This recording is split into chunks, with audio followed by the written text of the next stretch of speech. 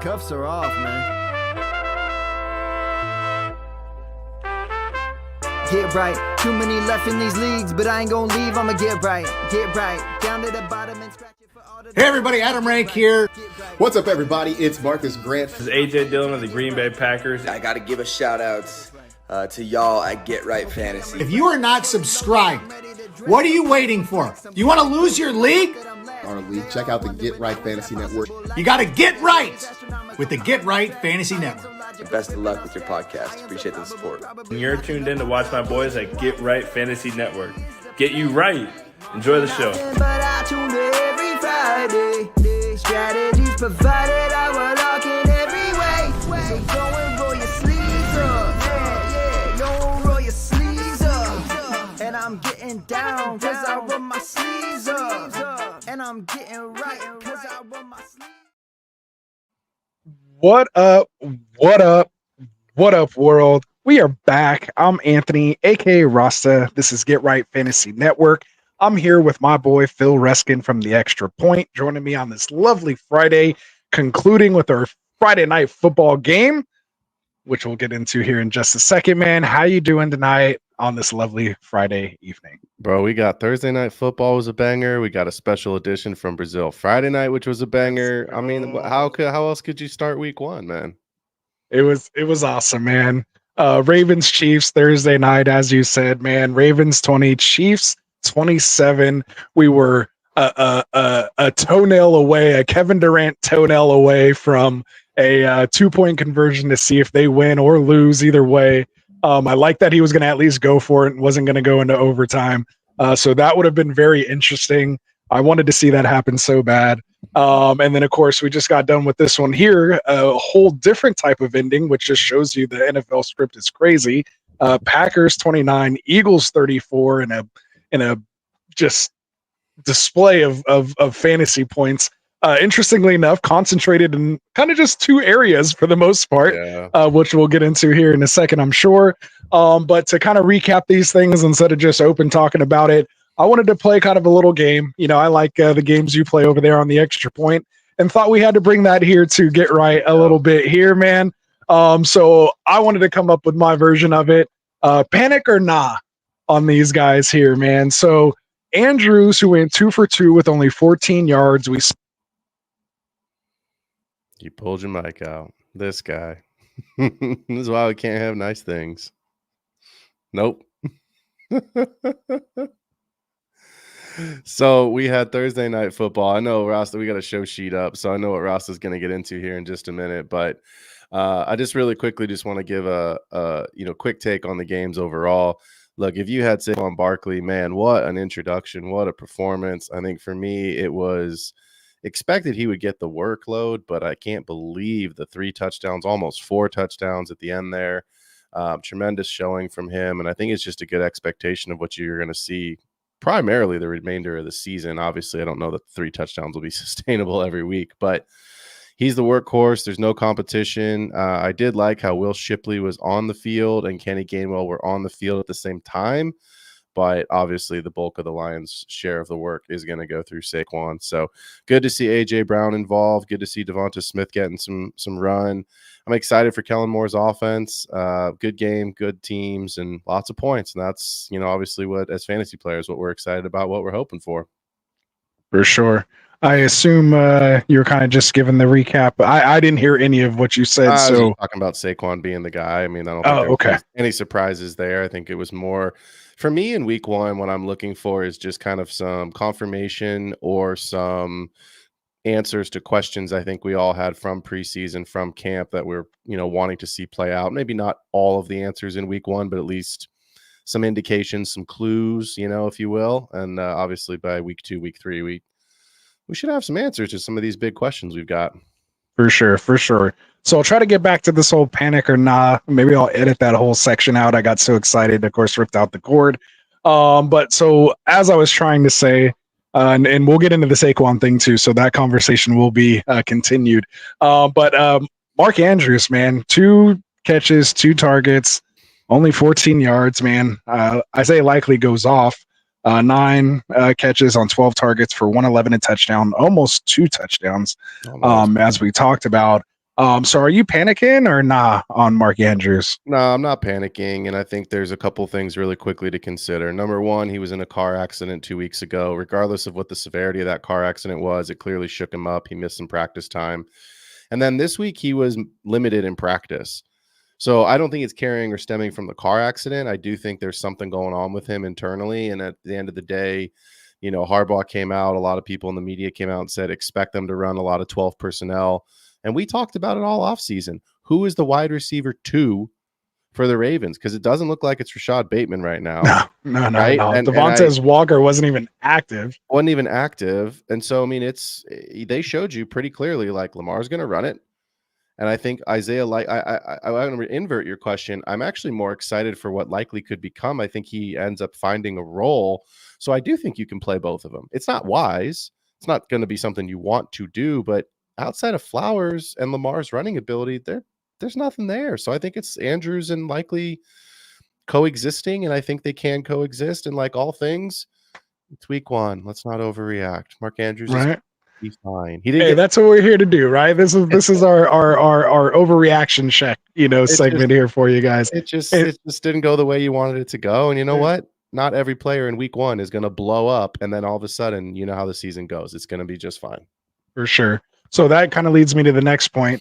Derrick Henry, are we panicking on him? You mentioned Lamar, you mentioned Zay Flowers, you mentioned likely Andrews. Not once did I hear you say anything about King Henry. Are you panicking or not on Henry? I'm not panicking on him either, for the simple reason of what I saw. Again, I mentioned this a couple seconds ago or a minute ago too, right? Like, I want to know some answers to questions. One of the biggest questions I had, if not the biggest question I had, was around Derrick Henry's usage. And I think you saw exactly what I expected him to be, right? Limited usage, obviously got the goal line work. I said on my show, I did some over under, some higher lowers on my show and a parlay card that I actually put together. And that's part of, my Thursday show. And I said Derrick Henry over the 0.5 touchdown. He scored. I think actually what it confirmed for me is, if Derrick Henry doesn't get a touchdown, you're going to be frustrated every single week, because what I heard, and I normally watch games on mute, and I do it because, to be honest, the announcers just irritate me. But I did have the volume on last night, and a couple things I heard was they want Lamar to look like this. They want Lamar to run this way. They're all these different times that he ran, they would have a comment after his long runs.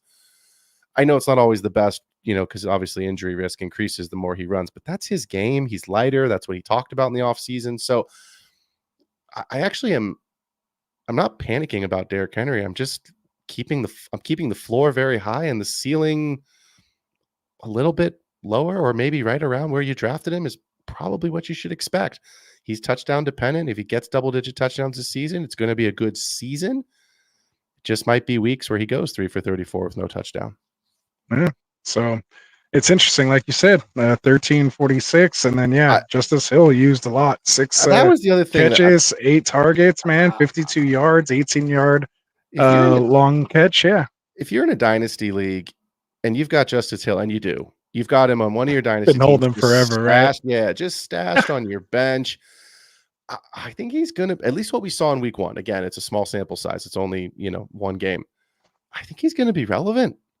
I'm not sitting here beating the drum, go get Justice Hill off the waiver wire, spend all your fab and throw him in your lineup. But when we get into bye weeks, when injuries start happening, when we get later into the season, you might be happy to have Justice Hill, especially on your dynasty teams, because he looked useful. Mm-hmm. Now, the one thing you have to remember is this just the same role what was going on between Henry and Tajay Spears in Tennessee, right? We saw that last year when Tennessee was close game or out ahead. The few times they were, he had great games, finished top 15 or better, right? And then the games they were trailing or behind, that's why Tajay Spears, had so much value as a standalone flex last year, because when they were behind, he was going to get used, just like we saw there, of course, being in a shootout against Mahomes, rematch of that AFC game. It's so funny in hindsight. You're like, yeah, duh. Of course they're Justice Hill's going to play, right? But I mean, I think we were all shocked while it was so close and early, the usage there. So that just shows you they have a clear rotation that they want to do. Maybe keep them fresh, expecting and keep Mitchell's on the PUP to start the season. So I expect him to get worked in once he's released from the PUP and on the active, on the game day roster. sure. So it's still early, but yeah, I think All for right. at least 4 weeks, he'll have some relevance. All right, I got two more here, so I know we're getting a little long-winded with it, but we'll try to power through it here. But again, this is why we're here. We're here to talk football with you guys, man. If you guys do have questions, comments, make sure you drop them in the chat. So my next panic or nah player is going to be Travis Kelce, man. Again, both Andrews and Kelce, drafted as top 3 or 4 tight ends. 3 for 3, only 34 yards, 1 drop, which was kind of crucial at the time. Yeah. And then you had guys like Noah Gray going 3 for 3 for 37. And then, of course, we saw, Rice and Worthy get worked in here, which we'll talk about here in a second. But are we panicking or not on Travis Kelce? Not panicking on this one either. I think it's the same thing that you've heard all offseason. Travis Kelce's going to be used in the most important times. Their goal is to win another Super Bowl or 2, and then I think he's calling it a career. Yeah, so he kind of said 2 years. He just released something. He just said that today, talking about 2 years left and blah, blah, his age, his contract, etc. It all lines up, right? Who knows what'll happen with Taylor Swift. But I'm not panicking. At the end of it all, it's still Kelce. It's still the go-to for Mahomes. It's just Mahomes didn't have a great night. I mean, that was the truth of it. If you look at Mahomes, right? I played against Mahomes in my main dynasty league, and I think he put up 18 points. That one's a 4-point format. I think it was 15.3, so it's probably 18 or 6 point. Yeah, I mean, so it wasn't a great night throwing the ball. So no, I'm not panicking on Travis Kelce. All right, there we go. So last one here involves the game we just watched here tonight. A kind of late add to the show sheet here. But are we panicking or not on these Green Bay wide receivers after this Jordan Love injury? Where do we stand right now? Well, let's see what happens, and let's see what it looks like. A high ankle sprain. Okay. It didn't look like his knee. Now again, we just saw. I don't remember who it was, but poor kid. I can't remember his name. But one of the kids on Hard Knocks, the Bears running back, the kid that was going to medical school, whose name escapes me now off the top of my head, but had kind of just a normal tackle and didn't look that bad. And all of a sudden, he tears his ACL. Right. Oh, Tariq Cohen? No, not Tariq Cohen. It's just one of the kids from this season. But anyway, let's see what Jordan Love's injury is. He walked off under mostly his own power. I think the one thing that 2 coaches there next to him. He had his arms up. He had his arms up. Yeah. No stretcher, no cart. Right. So right. That's a good sign. Somewhere in between there. Yeah. And a long week. It's not like you're playing 2 extra days. A couple extra days. I think the challenge for me, and this is again, it's one sample size, is Jaden Reed that guy? Or was just this week Jaden Reed's week, and then next week it's Dobbs, and then the week after it's Wicks, right? That's what we've been, which is almost kind of what we expected, right? So I'm not shocked, either. Yeah. Like I was just, Watson got his touchdown, which I was happy about. As you go, right. You guys know I'm highly invested. Red zone target, missed a potential other one. I think that earlier in the game where he slipped, just barely missed it there. So he was that close to a 2 touchdown game. Yeah. So this is kind of what we expect, out of these guys. Dobbs was targeted in key situations, things like that. So yeah, I mean, these guys are going to be involved. I mean, I was actually surprised to see Bo Melton and Dontavian Wicks involved and get as much targets as they were getting. And they were playing sometimes when Watson wasn't on the field, which was almost shocked me. I don't know if that's because they're kind of, still maybe easing him in. It is the first, he's one of those explosive guys. They don't want to just go crazy with his hamstrings, right? Like all this kind of stuff. Yeah. Maybe that's part of his process and part of what the solution is to keep his, hamstrings. Maybe he is kind of on a pitch count or something like that. Right. So again, week 1, this is what we're looking for and questions that we'll see. So yeah, we'll definitely got to keep an eye out on this Jordan Love injury. It is definitely going to be a topic here throughout the weekend. So obviously we wish the best for fantasy purposes. Cause again, this was a shootout, man. I mean, 70-yard touchdowns, 50 yards. I mean, this is just great, man. This is what we want to see, man. Football's back. It is back. Baby. All right. So we'll continue to move on here with our next segment. I stole this actually from the Extra Point. Literally just straight up this time, not even just the idea or the concept of a game, but just literally took the exact segment. And since I have the man here himself, didn't even ask me to borrow it. I just threw it on the show sheet and I was like, I know he's going to be down. Like, what's he going to say? No. So I'm flipping the script on him today. We're bringing here legit or bullshit here to the show. So Xavier Worthy, 2 touchdown game, limited usage. Is he a must start in 2 wide receiver and or 3 wide receiver leagues moving forward? No, I think to me it's bullshit. And I'm going to say this really quickly. I have been down on Xavier Worthy in Dynasty. I'm all over him in best ball. What I saw last night confirmed what I believed. He's a big play guy. The touchdown rate will not be sustainable. The problem is the answer to the question of is Xavier Worthy legit was not answered last night because he scored 2 touchdowns on 3 touches of the football. And that to me is a problem, right? He ran 1 time for 21 yards. He was 2 for 3 for 40 something yards and a touchdown, right? Or whatever his numbers were. So all of the Xavier Worthy truthers out there are going to go, see, I told you he was that. I told you he was that dude. I'm him. And all the people that are concerned about Xavier Worthy are going to go, he didn't have any usage. If he doesn't score those 2 touchdowns, he had a disgusting night. He would have had an atrocious fantasy night. And the jury's still out. The answer to the question has not been revealed. Yeah. Well, what we did see on the flip side of that, Rashee Rice comes out balling, right? My question to you, legit or bullshit, should Rashee Rice have been drafted as a top 5 wide receiver ahead of Justin Jefferson and AJ Brown? Top 5's heavy for me, so that answer to me is bullshit. But the legitimacy of the question is, after that tier break behind AJ Brown, we saw him ball. I did write this question before I saw the game tonight, just for the record. Sure, but I would still have AJ Brown there anyway, right? But okay, would you take Rashee Rice over Drake London, Garrett Wilson, Puka Nacua, that next tier of guys that were going at that 1-2 turn? We haven't seen those guys play yet this weekend, obviously, but as of last night, what I saw is, regardless of the answer to that question, Rashee Rice is that dude for Kansas City. He's their guy. Yeah. Talent, role, attached to Mahomes, Andy Reid offense, designing these touches, 7 catches on 9 targets for 103 yards, didn't even get in the end zone and put up almost 18 fantasy points. Imagine when he scores a touchdown or 2. If those touchdowns didn't go to Worthy and go to Rice, maybe he is that top 5 guy, at that point, maybe that changes the question.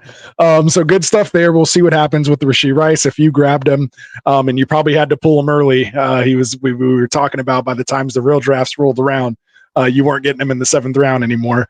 So hopefully you got him. Hopefully you plugged him in, and he got you just a nice game, especially in PPR. So last question I have for you here, legit or bullshit. Saquon should have been drafted as the RB2 behind Christian McCaffrey, given the offense he's part of, the offensive line upgrade that he has, and his talent and skill level as far as the ceiling we've been able to see him reach with attached, of course, to Jalen Hurts. Obviously, we saw a receiving touchdown today, 2 rushing touchdowns, several explosive plays, and he didn't even really hit a home run yet. And that's just what he was able to do in a pretty normal workload. So legit or bullshit, is Saquon should be the RB2 or should have been the RB2. I thought I had a sneeze there, but apparently won't come out. That's why I went a little longer. I kind of tried to give you an extra second. Yeah, my face gave it away there. Legit. And I say that quite simply. Yes, we just saw a monster performance. We haven't seen Gibbs or Brees, have a JT, have a CMC, have a run yet, Bijan. But you have no competition in the backfield. Whereas you do have CMC doesn't have competition either, but you do have Tyler Algier. You obviously have David Montgomery, right? And then JT, I believe Anthony Richardson's going to, cut into some of his ceiling. Saquon is, and still is for me, of the big 6, and I won't say dark horse because that's a little unfair, but he was of the big 6 running backs.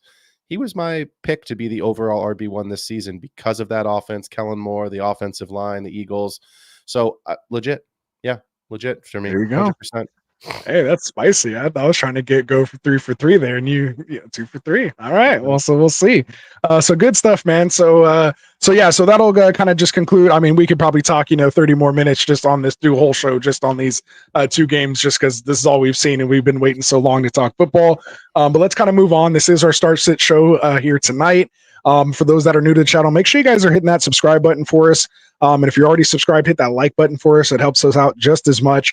See a couple of you guys dropping some questions in the chat. Please continue to do that. We will have a live Q&A section here at the end of our start sit breakdowns. If you do want your question to be read right away and don't want to wait for it, and you want that answer here soon, you can always drop us a super chat, which will get us to basically kind of at our next break, get to your question right away.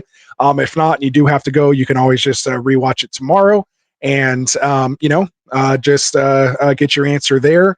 But yeah, drop your questions, and we're going to, of course, go back and get to as many as we can here at the end of the show. So for those that are new here to Get Right Fantasy, Phil, you want to tell the folks kind of our show schedule, what we got going on here?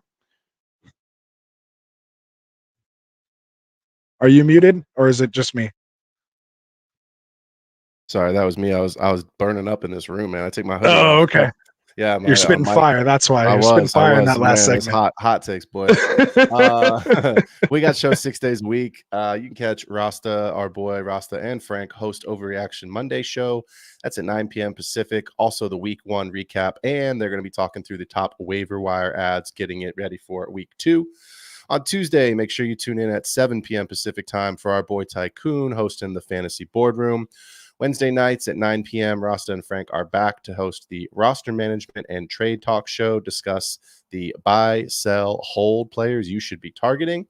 On Thursday night, it's your boy. It is me, Phil Ruskin, 4 p.m. Pacific time, as I host the Extra Point, leading right up to kickoff for Thursday Night Football. We're going to be doing Q&A. We're going to be doing DFS lineups. We're going to be doing some underdog over-under, that I like. And hopefully, if you guys are, please bet responsibly, but only bet what you can lose. But if that is a part of your fantasy portfolio, make sure that we get you right and get you some takes that hopefully will win you some money. Let's go. For sure.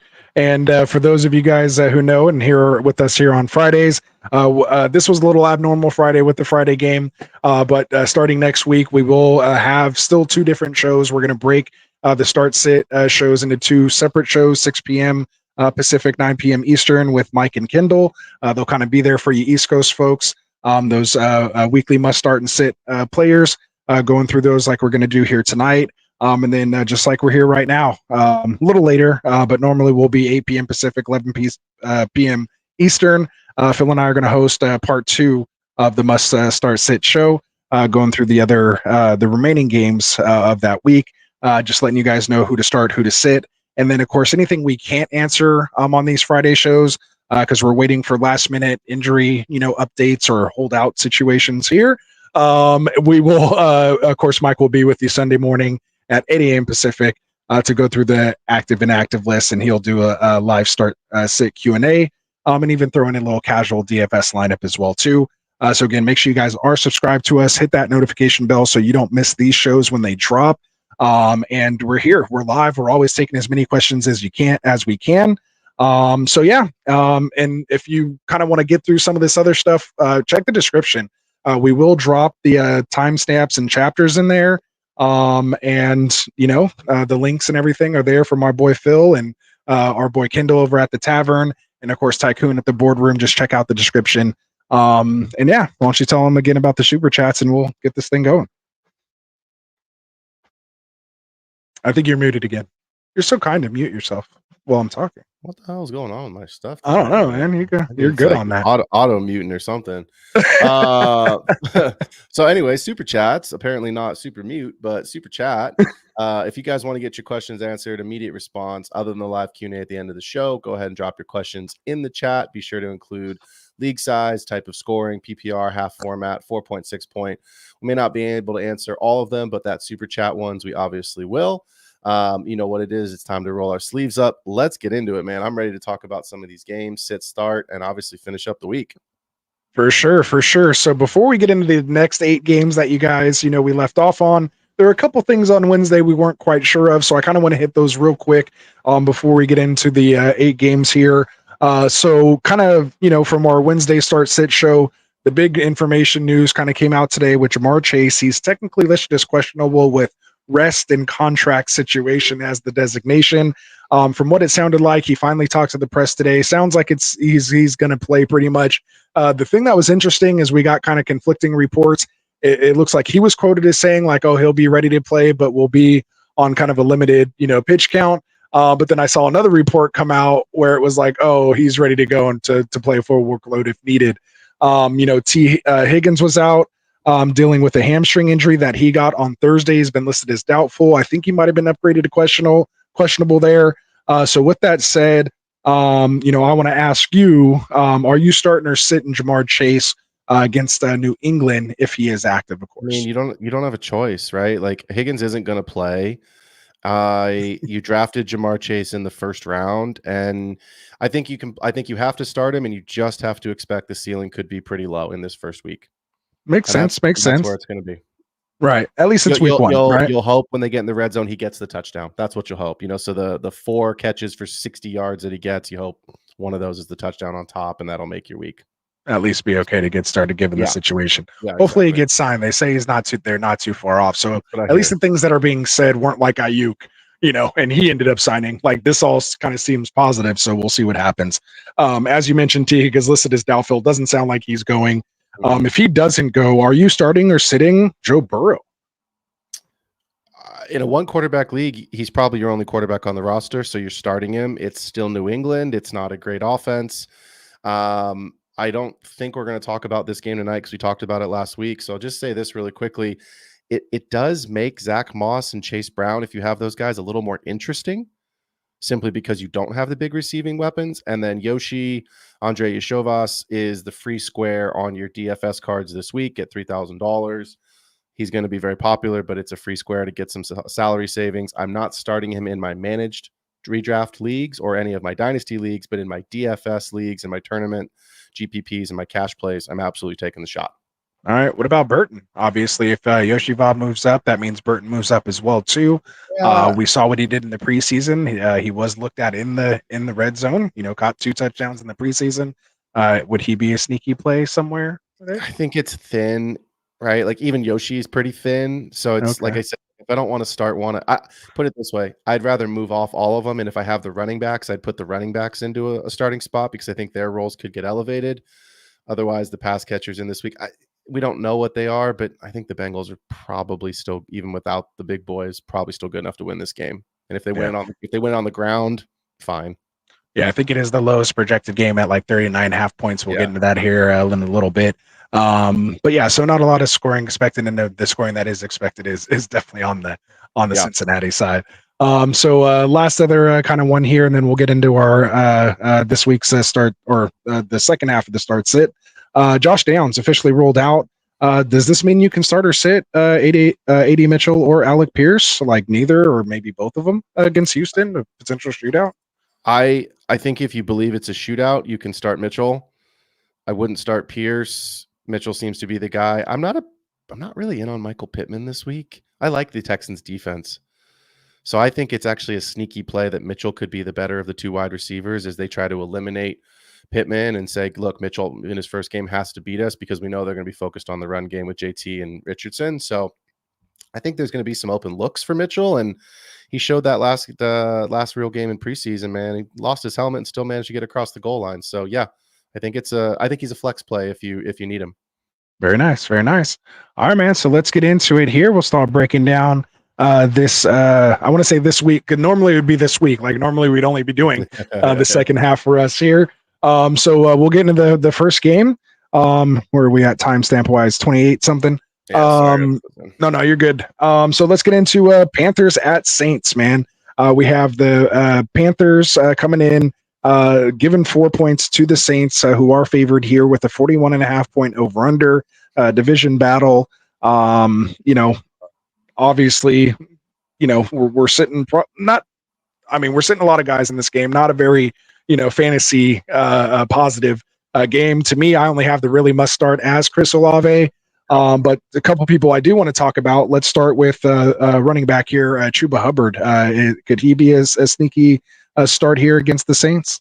I mean, I think if you have no other choice, you have to start him. I would stay away. I mean, I know he's the only guy. Miles Sanders is pretty useless. Obviously, Brooks is on the pup, but I just don't like the game environment. I don't think it's going to be a high-scoring game. I think this game probably hits the under.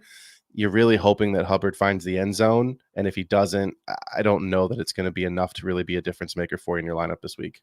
Yeah, I have him as my RB30, so like maybe if you need a flex and you're in a weird situation, non-BPR, something like that, maybe you can sneak him in if you really are in that type of situation and then like a zero. Because remember, he was really kind of drafted as an RB2 in a lot of zero RB builds. Correct. As kind of like that Jerome Ford, Chuba Hubbard, and even cheaper version of Jerome Ford. Yep. So I kind of have him at RB30. We'll see what happens here against the Saints D. Yep. Also speaking of which, Deontay Johnson, what do you do here? Again, not too high of a scoring expected game at just 41 points, but can you find a way to get Deontay Johnson in your lineup this week? Yeah, I think you can flex him, especially in PPR. I mean, look, I'm not a big Adam Thielen truther. I do believe the majority of the target share from Bryce Young is going to go to Deontay Johnson. It is Xavier Legette's first game ever, so we don't know what he is yet. And obviously at the tight end position, it's Tommy Tremble and Jatavian Sanders. So I think in a PPR flex, he's fine. I think Deontay's going to be fine. Yeah, I have Deontay as my wide receiver 38. You guys know I haven't really been as high on him. Just in this offense, I think his touchdown upside's limited. I mean, he does get open, and when open, Bryce, and when given the time, Bryce has been able to deliver a good ball, catchable ball. But we'll see what ends up happening. They've obviously upgraded this line, a bit here this year, so we'll see what happens. But sadly, as I'm looking at my rankings here this week, I had Jaden Reed as my wide receiver 36. So that sucks. Not anymore. Not anymore. Oh man, that sucks. All right, so let's get into it here. The other side of the ball, some players to discuss here. Alvin Kamara against this Panthers defense, weren't great, of course, last year. But on the flip side of it, this offensive line isn't projected great as well. It's going to be tough, obviously, with Ramczyk out. The big key missing piece there. I think that's even more so, missing hurting the passing game as well too. Yeah. But Kamara, is he startable as an RB2 or a flex this week, or you trying to go elsewhere? I would like to go elsewhere. Unfortunately, I think a lot of zero RBs. He is your RB2. Brian Burns is gone on the other side of the defense from Carolina. He's in New York now, so that does give me a little bit more confidence. But again, I think this game hits the under. Ryan Ramczyk out for the year. It's Derek Carr. I think you can start Kamara in a PPR as your RB2. I wouldn't flex him if you have two other running backs. I just don't like the game environment. And transparently, because I can see the show sheet, I'm not starting any of the Saints wide receivers or Taysom Hill until I see it. We know Clint Kubiak's the offensive coordinator now. There's supposed to be more pre-snap motion. Okay, give me a week, and then I'll figure out, other than Olave, if I want to start the Saints. Yeah. Fair. Yeah. So again, we're sitting Bryce Young, we're sitting Sanders, Thielen, Xavier Legette, Jatavian Sanders, although he will be getting his first action today with Tremble and whoever else is there out. So it'll be him and actually converted wide receiver Jordan Matthews there as tight end this week. And like you mentioned, we're sitting Derek Carr and Jamal Williams. Again, interesting play with Miller being out, but I have him as a sit as well. Yeah. All right. So we will move on here to Vikings, who are favored by 1.5. I think only like the second team so far that we've discussed, road team that's been favored here. Vikings. Are they favored, or are the Giants just that bad that they're like, no, you can't possibly win even at home? Right? Like, I mean, you normally get, I mean, I wasn't going to go there, but since you did, I mean, usually you do get 3 just for being the home team. So the fact that it's 1.5 swung the other way, that's kind of telling you what it is. And again, the Vikings don't even really have that great of a defense, right? No. This is, one of those teams, we're kind of is almost a great fantasy team because it's that nice mixture of talented offensive players. Maybe not as much at the quarterback position. We'll get in that in a second. But, and kind of a bad defense, which, provides some shootout opportunities and points being put up on the board. So let's get into this here. Again, Vikings favored 1.5 at the Giants with an over-under of 41 points. We have obviously the must start of Justin Jefferson. He's in your lineups regardless. I have the guys to discuss here. Let's start with Aaron Jones at the running back position. Are you getting Jones in your lineups here this week as like an RB2 flex player? I mean, I don't have Aaron Jones on my teams because I don't believe in Aaron Jones, but I think so my answer is no. But don't have to make this decision. But I think for the people that do, you have to play him because you drafted him as your RB2 because of where he was going ADP wise, and we just talked about it.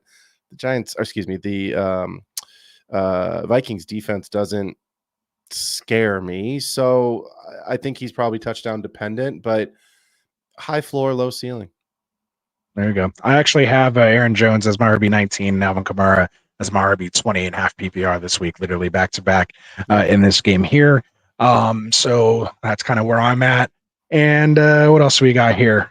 Jordan Addison, ankle injury, obviously, was dealing with a couple weeks ago, has been limited, was upgraded here, but kind of came out earlier in the week. I think it was Thursday, yesterday, that it might have been a high ankle sprain that he's kind of dealing with here. So given that news, I mean, everything's saying and leaning towards he is going to be playing. Are you going to risk throwing him in as your lineup here as a wide receiver 3 or flex type player, or you want to sit him for a week and I want to kind of see what happens in this offense? It's Sam Darnold.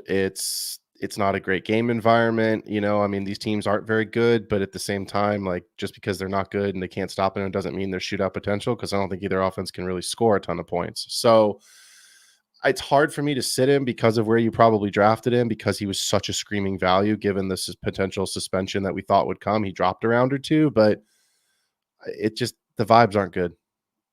Okay. Which, like you said, low scoring opportunity, which brings us to another interesting point. Obviously, high drafted player here this year, the rookie, asking the family to unretire number 1 so he can wear it. So obviously they think it was even worth him going to ask what you think. So I almost kind of want to change the question here. I assume we're starting Neighbors this week just based on where you drafted him. Possibly. No, yes, no. Fire him up, baby. Fire him up. All right. Okay. Up. So with that said, I wanted to ask a separate question here. Do you think plus or minus 10.5 targets in this game? Over under? It's a good line. I'm going to take the under because of Daniel Jones. Okay. I didn't say catchable targets, just targets in his general area. I mean, it's going to probably be the over in his general area, because who the else is there to throw it to? I mean, look, Malik Neighbors this week, and the reason I say fire him up transparently is I want to see it. I think we're all excited to see it, but it's the same argument that we have now. I'm not putting him in the Justin Jefferson category yet, but it's the same argument we have about Justin Jefferson can bring Sam Darnold along. Sam Darnold does not have to have superior quarterback play to support a Justin Jefferson wide receiver 1 season. We believe that same thing about Neighbors. Neighbors can help Daniel Jones more than Jones is going to help Neighbors. To me, he can do special things with the ball in his hands. Even if it's a 3-yard screen and the kid runs 16 yards, 20, 30 yards on his own. So yeah, fire him up, put him in there. Yeah, get him in there. Get him in there. With that said, coach. Exactly. Brings me to almost a sadder point after what we just saw with Saquon. Giants fans, classic Mike, sorry, I'm sure you're reeling right now. I saw the group chats going on. Yeah. You guys could have had a 3-touchdown Saquon Barkley type guy that just literally you could give him the ball and throw it to him, and he's just kind of put the team on your back. Now you're going to see a guy named Devin Singletary. So maybe not his name exciting, but are we finding a way to get Singletary in your lineups this week, or do you have him at, you got him as starter sit, or what are we looking at? I mean, I like the appeal of the fact that there's really nobody else there. Tyrone Tracy didn't have the world's greatest preseason at all, and Eric Gray had one big run. So I don't really think there's a ton there to take snaps away. But again, there's just not much on this team. So if you're playing a decent defense, and I don't think that is the Vikings, but if you're playing a decent defense that has enough cover corners that can take Neighbors away and stack the box so that Singletary can't beat you, I don't know how the Giants win games. So I want to see it for a week before I'm, ready to, because I want to, again, that's one of those questions we had coming into the season. What is his volume and workload really going to be like? And I'd feel better I think he's touchdown dependent. I think that's what's going to make or break his week. All right. Fair enough. I have him as my RB 26 right ahead of Javonte Williams. And if you guys know how I feel about Javonte Williams, just having him one spot ahead. I'm just like, again, it's the Minnesota defense. I don't know. They lost Daniel Hunter. I mean, that's a tough blow, man. That's a lot. On that line. Yeah. So we'll see. I mean, he's going to get the workload. There's Tyrone Tracy. I mean, there's really no one there is going to compete with. So, I mean, 20 RB 20. I mean, I'm not getting crazy or anything, but if you're in a certain situation, I could throw him in a flex or as your RB2 in a 0 RB build. Dallas Turner went to the Atlanta Falcons. Oh, wait, he didn't go to the Atlanta Falcons in the first round. He went to the Minnesota Vikings, so he could be all right. We'll see. He might be all right. This is an interesting defense here for the Vikings. We'll see what he does. Couldn't help but working in Atlanta. Dig. There you go.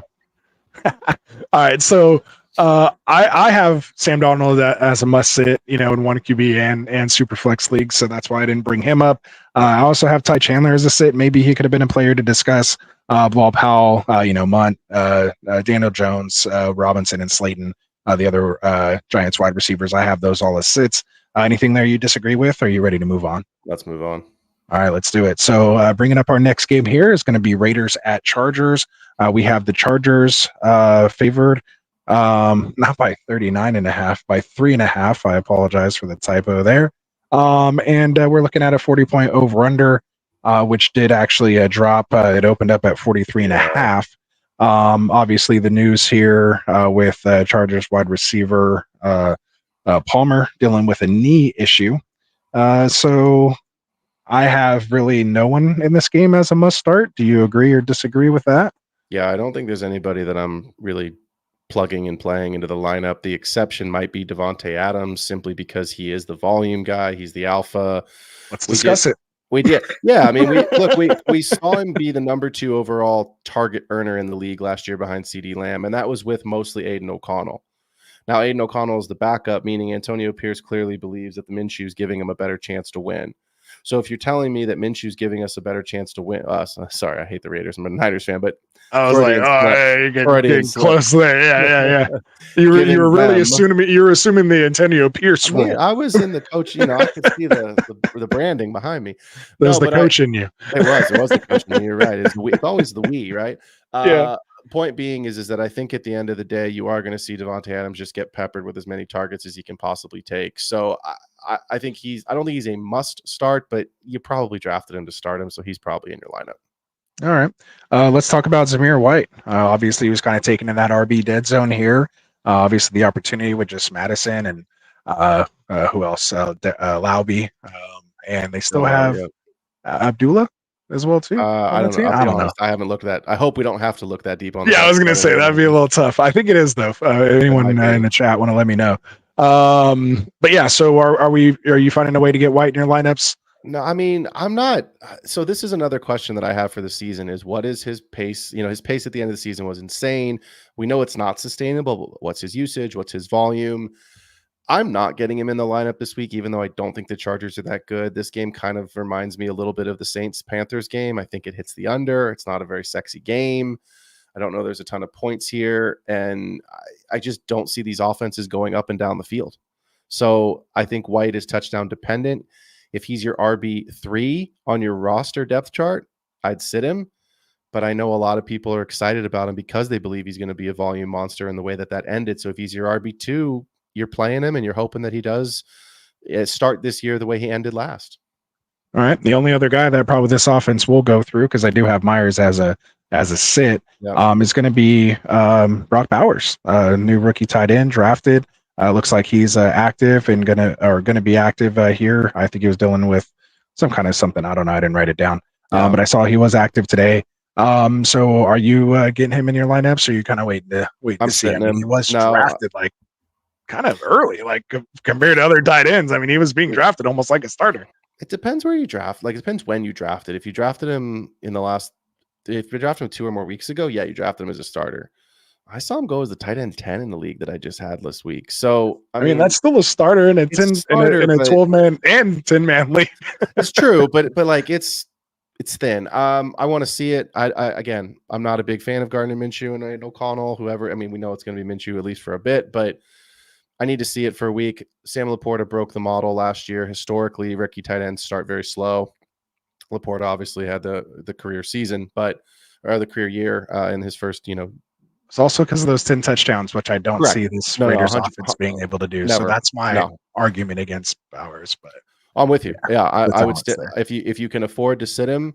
If he's your only tight end, you're hoping he catches a touchdown. Fire him up. Yeah, just like any tight end, basically at that point. All right, all right, good stuff. Njoku or Bowers? Njoku. I would have said Goddard or Bowers, but he's already played. Fairmouth or Bowers? Fairmouth. Okay. That's all. All right. So you mentioned just maybe not being able to move the ball up and down the field here. Obviously, we got to talk about the other side of the ball, Justin Herbert. Do you have him as a start here this week in 1 QB or Superflex leagues? In Superflex, I think you probably have to because he's probably your QB2. In 1 QB, absolutely not. No, I mean, we need to. I think we've talked about this, so I won't make a huge point on this. But for those that are new, we just don't believe the Chargers are going to be able to run the ball this season the way that we expect that they're going to eventually be able to run the ball, which means Herbert's going to have to throw. I just don't see it this week. I mean, Palmer's banged up. We don't know what Quentin Johnston is. We've never seen McConkey. Sit him. All right. Are you sitting all those guys? I mean, Gus, Dobbins, Palmer, The McConkey. Are any of these guys going to start? one I would consider is Gus, and that's like if he's my RB2 because I went super heavy at early quarterback and super heavy wide receiver. Maybe I did draft a McBride or an Andrews early, and I punted that position. That's when I would Maybe start you took Gus. like Jonathan Brooks before you actually took your RB2, and you had to reach and get Gus as your RB3 too. Right. Yeah, Okay. exactly. We've seen those builds. All right. So, so good stuff there. So, of course, that leaves Minshew, Myers, Trey Tucker might be one of those DFS kind of plays, though. He might kind of get behind this Chargers defense and have a big play. I wouldn't be shocked if that were to happen. Right. That's kind of just been his boomer bust kind of MO. Mayer, who's been talked about as being in that 11 personnel. 11's 2 tight end, right? No, 11's 3 wide receiver, 12 personnel with the 2 tight end. I don't know why I did that. And then of course DJ Shark, who looks like he's out basically here. We won't mention his name with the 2 initials as the other wide receiver there. And then of course Hayden Hurst, the tight end there. We're sitting him. So we will move on. And we see you guys' chats in there. Week 2, we got you here. We will be doing live Q&A. So yeah, drop your guys' questions in the chat when we get to the live Q&A section. We will get to them. If you do have to go and want your question so you can interact with us live, drop us a super chat, and we will get to it in between these between these breakdowns. So we will move on here to our next game. We have Broncos at the Seahawks. We have the Seahawks favored by 6 with an over-under of 41.5 points.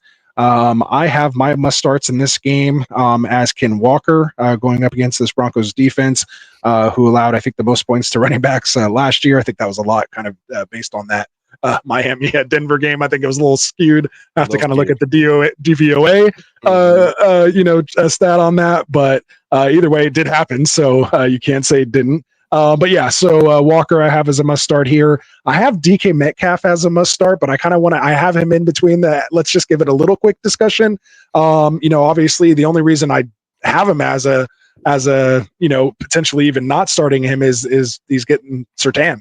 Obviously he signs the big contract here.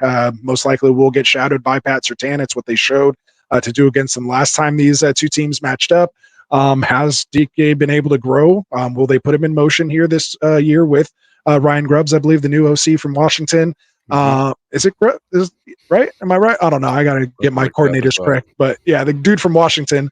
So we're expecting a little more pass heavy, obviously, from what we've seen from Pete Carroll. So yeah, DK start or sit because of the matchup. Start in 3 wide receiver and 2. I mean, I would evaluate what you've got. I don't like the matchup, but look, it's DK. He needs 1 play. I mean, that's the truth. I don't remember the game, but it was a year or 2 ago. DK was like literally 1 for 71 and a touchdown. That was, and then so boom, there you go. 13 points. 13 points. And it was like, oh my God, this dude did nothing the whole game, and then bang, 1 play, and you're like, well, there goes probably a 0. Yeah, it's all it takes. Yeah, all it takes. All right, so we'll move on here. Obviously, looks like Lockett, who is dealing with a thigh, he's coming in as questionable here. I have him as a sit, but I want to talk about Jackson Smith-Njigba. Are you kind of thinking of him as a flex or maybe even as a wide receiver 3 this week, or do you have him as a sit? Oh, I'm actually thinking about him because of the Lockett news. If Lockett were healthy, he's a sit for me because he's a question. He's one of those questions. What's the role going to be different than last year? New coach, new offensive coordinator, new scheme. They're at home, which is a hard place to play there in Seattle against a rookie quarterback. So JSN's interesting because I think he could catch you're talking about Surtain shadowing Metcalf. He could be open in some space here, catch a long one. I just don't know that the Broncos with Bo Nix and no receivers are going to be able to keep up. So I think it's a really good day for Kenneth Walker to just get 5,000 carries. You know what I mean? Like he's just Kenneth Walker is one of those like pretty locked into my lineups, and then in my DFS lineups, I'm staring his name down at his price point pretty hard right now. All right, let's talk about the other running back here in this game, Javonte Williams. There was talk about will he even make the team? Obviously now by the time we get to the season, he's the RB1 and looking, the best he's had since his injury. Do you have him as a starter sit this week? I actually am considering him as a start for the simple reason that I don't think that Bo Nix and Cortland Sutton are going to be able to throw it a ton. So I think it's a volume play in the flex. if he's in your 2 RB spots, it is what it is. I mean, I think if you can afford it, you'd love to sit him and wait a week to see what that committee looks like with McLaughlin. But as of right now, I think he's the starter.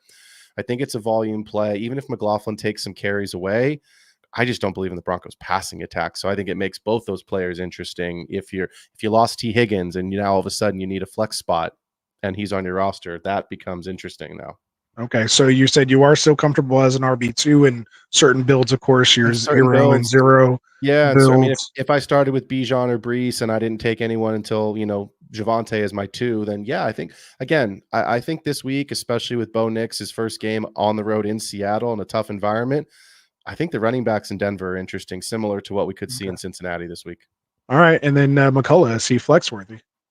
In PPR, leagues, of course. In PPR, yeah, in half, no. Okay. And then you mentioned Sutton. Do you have him as a must start here this week, or you kind of want to see what happens? He's a sit. Okay. I need to see Bo Nix. He's a sit for me, even though there's nobody else there.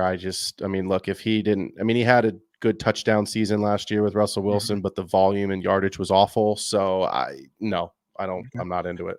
Apparently, Dolce's been having a good offseason and camp and preseason. We know rookie, quarterbacks tend to lean on that tight end. Do you see Dolce as a potential sneaky streaming tight end this week? Or I think if there's a touchdown in this, I have this as like a 17, maybe 14 to 17 points for the Broncos. So if there's a touchdown, I think it goes on the ground. I don't think, and then maybe they throw one up for Sutton, jump ball situation. But I don't want Denver's tight end room. Fair enough. And again, we will get to your guys' chats here. Again, if you want us to get to it in between our breakdowns, just go ahead and drop us a super chat. And before we get to our next game here, I just want to tell you guys, of course, a little bit about our boys here that help us do this thing here for you. UnderdogFantasy.com, man. It's the best and easiest place to play fantasy sports. I know I enjoy doing their best ball tournaments. We live stream them here all off season. For those that don't know, best ball leagues are leagues where you just kind of draft your team, and basically that's it. There's no season-long time commitment. There's no waivers, no trades, no setting your lineups each week. You can just literally draft hundreds of teams, as my boy Phil here has done this offseason, going crazy because it doesn't really replace like your regular redraft leagues or anything like that, or your managed leagues. So again, and really importantly, I like it because it helps you prepare for your actual managed leagues, just understanding, player ADP, and hopefully getting you to gain an advantage in your regular home league drafts. So now that it's kind of in season and some of those bigger tournaments aren't here, I do enjoy their pick'em contests where you could just basically pick higher or lower on any player stats like total yards or receiving TDs. And when you do sign up, you'll get a free pick here, the Dak Prescott pick, if you do sign up using that promo code GetRight before Sunday. It's basically plus or minus or higher or lower than a half a total yard. So it's basically a free pick there. So again, sign up using that promo code GetRight. You'll get that 50% deposit match, now up to $1,000 that they'll match you guys in bonus cash. And again, you'll get that special Dak pick'em entry, and go start having some fun. Let us know, and of course, just play responsibly. All right, so let's get into this next game here. We have, what are we going with next? Cowboys, Browns? Yeah, let's do it. Let's do it, man. Cowboys, Browns. We have the do I have that right? Cleveland is favored by 2.5. I have to look. Is that where we're at? That can't be right. Did I mess that up? Hold on, guys. We got to check this. Cleveland's favored. I mean, I guess they are the home team, so they're going to get 3. So I guess technically Dallas is 2.5. Cleveland 2.5. It is 2 and Cleveland 2.5. All right. Well, here we'll reset it, man. Cowboys at Browns. Browns favored by 2.5 with an over/under 41 points. I have my must starts here as CD, Dak, and Ferguson based on where you drafted them. I'm not looking to sit Cooks, Tolbert, Foreman, or Moore. Someone I'd like to discuss, though, is this Cowboys backfield. Rico Dowdle, Zeke, Dalvin Cook. Obviously, I have him as or I didn't have him on here. I had Cook and Cooks. I'm sitting both the chefs over with the Cowboys here this week. But yeah, Dowdle and Zeke, tell me about it. How are you feeling with these two? Myles Garrett. That's all you have to say. Myles Garrett's the game. Look, Aaron Donald retired. I think that makes Myles Garrett potentially one of the best, if not the best, defensive pass rusher in the game. I don't want any part of this backfield. I don't think it's going to be very good. I actually, if you're into weekly picks or any survivor pools, confidence points, I have Cleveland winning this game. And that's more of me of like a stick it to Jerry all in my ass. So like you're just not Little like, fandom bro, at like, play here. yeah, like no, man, like I don't see it. First of all, they're talking about Dowdle potentially being the lead back. I won't say starter, but they'll say the lead back, and stay away. Not with Myles Garrett on the road. No. There you go. All right, well, let's talk about the other side of the ball then. Jerome Ford is kind of one of those RB2 darlings this week. You have Dallas is projected as one of the top offenses. Micah Parsons, obviously these linebackers. Yeah. A lot of money spent on that side of the ball. But it's Ford's backfield. Foreman hasn't really shown or done anything this offseason to show he's going to get a significant role. Yeah. I've been touting all offseason that, Ford's been one of my guys. He's I've been, he's definitely my guy. I've touted his patch catching ability, which doesn't even really get talked about. Averaging almost 4 catches a game last year. So Jerome Ford, man, do you have him as a starter sit this week? I have against him Dallas? I have him as a start even against Dallas because of exactly what you just said. The volume is there. They're at home. I think they're going to win the game. I think he's going to score a touchdown. I think he's probably their best opportunity to score a touchdown. So to me, it's just you just have to go into it with a lower ceiling because it's Dallas, right? But I think because there's no one else there and we're not super stoked on Deshaun Watson and the passing options, yeah, I think you can start him. I mean, look, if they were playing Minnesota, he'd be the start of the week, but I think you can still start him even against a tough Dallas defense. All right, well, let's talk about another guy here on that side of the ball, Amari Cooper, their wide receiver 1. Had a little mini holdout at the beginning, but this guy's just constantly just produced wide receiver 1 numbers. Seems like he's always like banged up or hobbled or limping too, keeps coming out on the field and just keeps putting up, and he'll just bust out randomly out of nowhere and just put up a 30 or 40 point game just because he can. Cooper, is he in your lineups this week? He's in the lineup because I think he is the go-to in this pass offense. Keep in mind, he's probably going to draw Trayvon Diggs as his shadow. So that's a difficult cover matchup, but coming back off the ACL. So maybe he's not full Trayvon Diggs. Yeah. You're betting on the talent of Cooper. I think he's a flex play this week. And revenge game narrative. Maybe. I mean, it's in Cleveland. I was going to say he's in Cleveland and he's been in Cleveland a couple of years. Not like he just got tricked. So, I think you can put him in your flex spot and hope that if they get a touchdown, it goes through. A passing touchdown goes through him. I'm out on Jerry Jeudy. I'm not in on Deshaun Watson. David Njoku was a league winner last year. Now, granted, that was with Joe Flacco. He was. I had him too. Shout out to my 42nd place there in underdog, man. No doubt. I think if you drafted Njoku, you probably drafted him as your tight end 1, so you're playing him. Right. There you go. And I agree with that as well. And I'm actually a little more bullish on Cooper this week. I do like his potential. I think they'll, move him around as well too, to maybe shake that Diggs or just, kind of see exactly where Diggs is at. And I think they will challenge him. That is their offense right now, right? You're talking about, again, not technically an RB1 with Chubb obviously being out. So I think they force feed their number 1 star player on Cooper, right? So I actually have him. I feel comfortable starting him as a wide receiver 3. And I'd have to really check and see where do I really have him, because he might even be sneaky up out there at that wide receiver 2.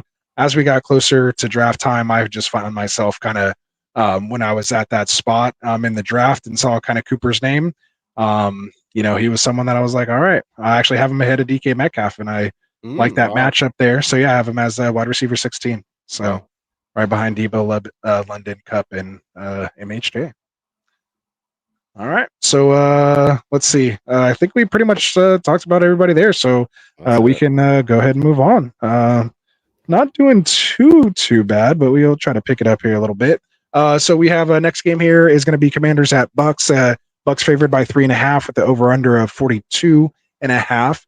I have my must starts as White and Evans.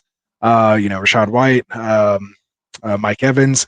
I do want to talk about Chris Godwin. Are you finding a way here to get him into your lineups, or you want to see something first? I actually like Chris Godwin this week. There's talks about him drawing Mike Sainstrill, if I'm saying that last name correctly, the rookie.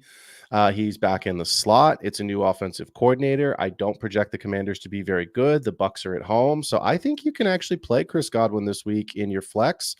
And in 3 wide receivers, I think you can put him in one of your wide receiver spots. In DFS, I like Chris Godwin a lot. He's a player that I'm interested in at his price point being in my lineups. And on the other side of the ball, I know we're going to talk about him, so I'm going to get us there. Go ahead. Yeah. I don't think I would play Jaden Daniels in my actual lineups unless it's super flex and you've drafted him that way. A single quarterback, I want to see it this week. But in DFS, it's 5,700. That price point's too good to potentially in a GPP. Just hope that he has a crazy rushing game if you're looking at a Baker Godwin stack on the other side of the ball. Oh, excuse me, if you're looking at a White, Godwin on the other side of the ball with a bring back of Jaden Daniels. So not in managed leagues, but in DFS, don't rule him out of your player pool at the quarterback position. Get the rushing upside. There you go. And let's talk about the other quarterback on the other side of the ball. Washington last year gave up the most points to the quarterback position. Yep. Are you finding a way to get Baker into your 1 QB or Superflex QB or Superflex or QB2 spot? Superflex, he's in there, but on the 1 QB league, I'm hoping to go elsewhere because there's just some better game environments. I don't know if Washington's going to be able to keep up. But I think if you're a guy that, a manager who streams the position, you could stream him this week because the Commanders aren't very good. So I think this is the week to do it at home, opening week. People are excited about the season. There's good vibes around it.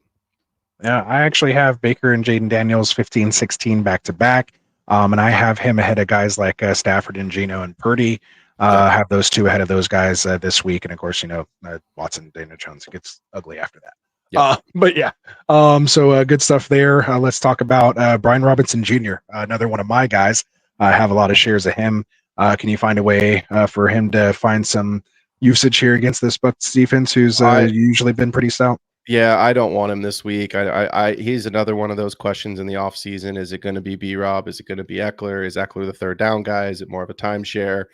I need to see it before I throw him in. And again, you just mentioned it. I like the Bucs defense at home. I don't know that they're going to keep up. And if they can't keep up, that means they're throwing. And that's where we generally tend to see Austin Eckler on the field with the pass catching upside.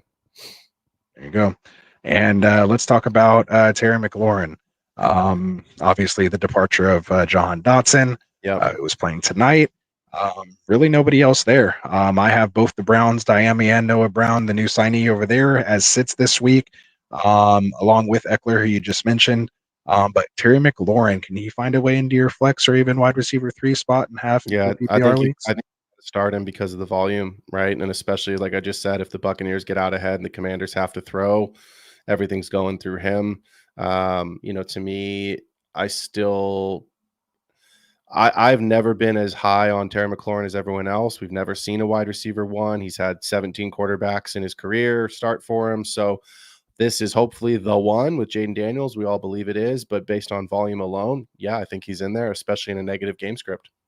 There you go. And I think I mentioned it earlier, but I had Jaden Reed as my wide receiver 36. Sadly, I actually had Terry McLaurin coming into this game one spot ahead at my wide receiver 35 this week. So I have him in that wide receiver 3 flex range as well. All right. So we're sitting Zacchaeus, we're sitting Ertz, Sinnott, Bucky Irving, Trey Palmer, Cade Otton. And again, I mentioned Austin Eckler. Anything else there you want to discuss, or are you ready to move on? I just want to say really quickly, if you are a DFS player in a cash lineup, Zach Ertz at $3,000, 36. I have to go back, but like pretty cheap punt play this week. If you're obviously loading up at the skill positions that can win you a week in cash, I generally like to punt the defense and tight end. Zach Ertz is in my cash player pool in DFS. There you go. All right. So we will move on here to the next game. We have the Sunday night football game. The game that was, I believe, on our thumbnail here tonight. Shout out to Classic Mike pulling out the fire thumbnails, man. They've been looking sweet lately. Keep it up, Classic. But we have Rams. It's getting late, guys. It's getting late. We got to hurry this thing up. So turn into a pumpkin after an hour. Rams at Lions. We have Detroit favored by 4.5 with the 52.5 point over under. They're expecting a shootout in this game. Should be pretty easy to talk about this one. We're basically almost kind of starting everybody, obviously. Start them all, baby. With a 52.5 point over under, man. Get any piece of this game you can. Kyron, Puka, who is dealing with the knee, obviously okay. Goff, Cup, Gibbs, who was dealing with the hamstring, he's good to go. Amon-Ra, Laporta. We're finding all these guys a way to get them into our lineups for sure. There's no question. I'm sitting guys like Corum, Demarcus Robinson, Parkinson, Khalif Raymond. But there's a couple guys I want to talk about here, man. What do we do with Stafford, Demont, and Jameson Williams? So Stafford, again, 1 QB leagues versus Superflex. Where do you have him? Superflex, he's in my lineup because we expect this game to be a shootout. It's in a dome. It's in Detroit, so it's not obviously it's an away game, but it's kind of a home game for Stafford. He knows the building. He knows everything that's going to happen in that crowd environment, so I think he can handle it.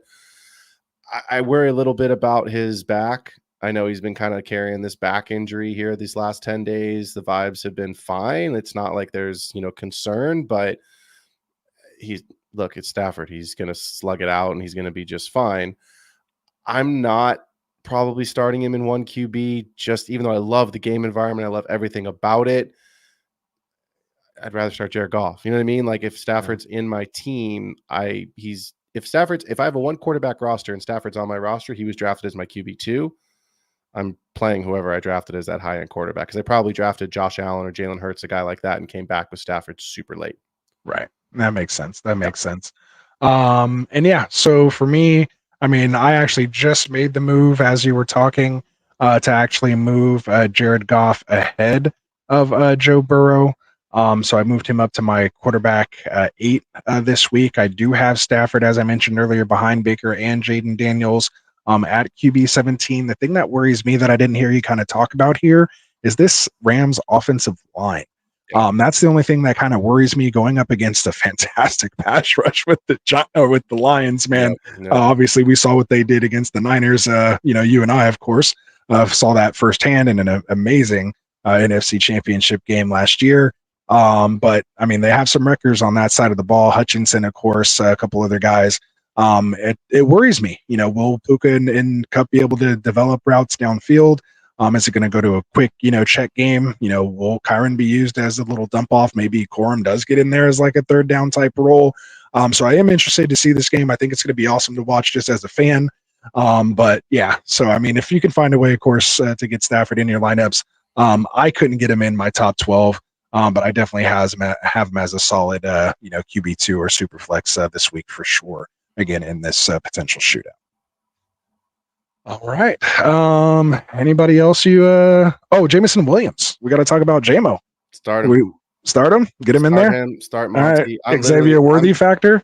To make you a little more comfortable after seeing Worthy go off, right? Yeah. Yeah. Look, though, there's 2 truths. Guys aren't conditioned yet. There's 2 truths that we know about the Lions, right? Or the Rams right now. They have a great offense that we love and we want pieces of, and their defense is atrocious.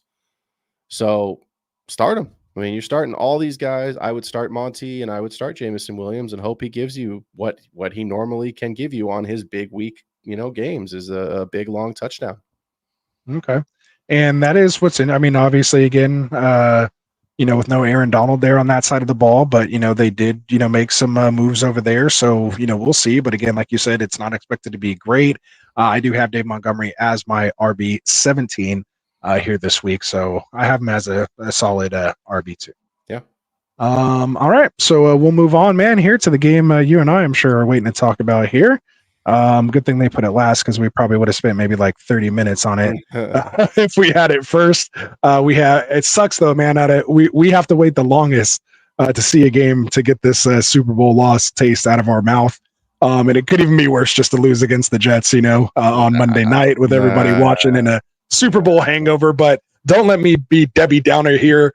Talk me off the ledge here, my guy, my fellow Niner brethren. We have Jets at Niners. Our boys here are favored by 4.5 with an over-under of 43.5 points. Obviously, the interesting offseason with Trent Williams and Ayuk and, all this stuff going on. As far as a fantasy outlook, though, we'll try to keep it to that, not get too sidetracked here. And I'm talking to myself mainly. My must-starts in this game, of course, are Brees, Wilson, and Christian McCaffrey, though he's dealing with this ankle/Achilles type injury right now, which is a little worrisome. But I still have those guys as must starts. Let's talk about the quarterbacks here in this game. Aaron Rodgers and Brock Purdy. Again, two good defenses that these guys will be going up against. Obviously, Yep. Rodgers coming off that Achilles, and again, we you and I know Purdy all too well. So, are there ways to get these guys in your lineups here this week? I'm sitting both of them. I just think the defenses in this game are too good. I think if you get rushing touchdowns from CMC and Brees, then that lowers the ceiling for Rodgers and Purdy. And the truth of the Niners is the same as it's always been. When it's your week, it's your week. And if it's not that guy in your lineup, it doesn't burn you. It's just not going to be great, right? So you're starting Ayuk, you're starting Debo, you're starting Kittle, and you're doing what you always do when you draft a 49er player not named CMC. You're hoping that's the week that he is the one who has been schemed, because Shanahan will always do that, right? He knows the opponent really well, especially now with one of his former defensive coordinators coming over with the Jets. Little right? solid, So revenge game here. I think you're starting all of the skill position guys and sitting the quarterbacks, and like always, you're hoping for the touchdown or the big Debo run. Yeah, and I mean, Aaron Rodgers always trying to stick it to the Niners any chance he gets, but we've always kind of got the better of him. So suck it, Aaron Rodgers. No, I'm just kidding. We'd love for you to come on the show, actually. Right. Yeah, exactly. So just to put that out there. All right, you mentioned Ayuk, you mentioned Debo, you mentioned Kittle. So that means obviously, even though with Mike Williams looks and sounds like he's going to be on a pitch count, but looks like he will be active here this game coming off that ACL. Williams, Corley, Tyler Conklin, little interesting. I have him as sit here this week though, but those consistent, 83 targets he gets. I'm interested to see him and Rodgers to have a potential connection there as maybe the second target behind Garrett Wilson. What's your over-under on Garrett Wilson targets this game? If I over-under at 11.5. How many times is Aaron Rodgers going to throw the ball? Because 99% of those are going. That's why I set it at 11.5. Oh man! All right. So and then of course we're sitting Mason with CMC being active and Juwan Johnson who have him as a sit as well. Yeah. Juwan Johnson. No. Juwan Jennings. Juwan Johnson plays for the Saints. How did I get auto-corrected on that? That's messed up. Oh, my God. Oh, my God. Third and Juwan. We can't do that. I got to fix it on the show notes. All right, so there we go. All right, so good stuff, man. All right, so let's get to this live Q&A, man. That was awesome. Those are the 8 games. Can't wait for Sunday, man, to get this thing going, get some red zone going, and just watching 3-4 games at one time. I mean, I'm just getting so excited, man, after especially seeing these last 2 games. So let's go for it, man. So I'll pick a question, you pick a question. So we'll scroll back up to the top here and get to your guys' questions. If you do have any other questions, make sure you drop them in now, and we'll try to get to as many as we can before we call it a night.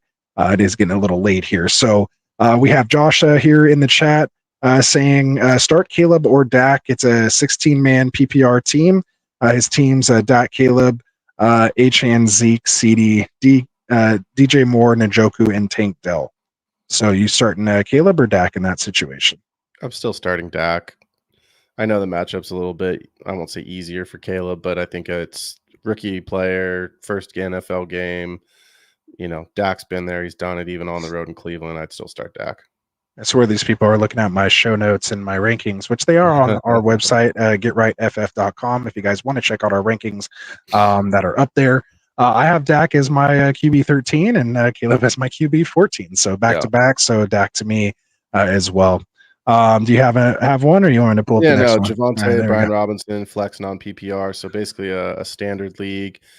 I would play Javonte because I believe it's the more likely of the two to score the touchdown. Jaden Daniels could siphon it. It could go a bunch of different ways. Again, we talked about that game. I don't know that there's a ton of touchdowns there for the Commanders on the road in Tampa.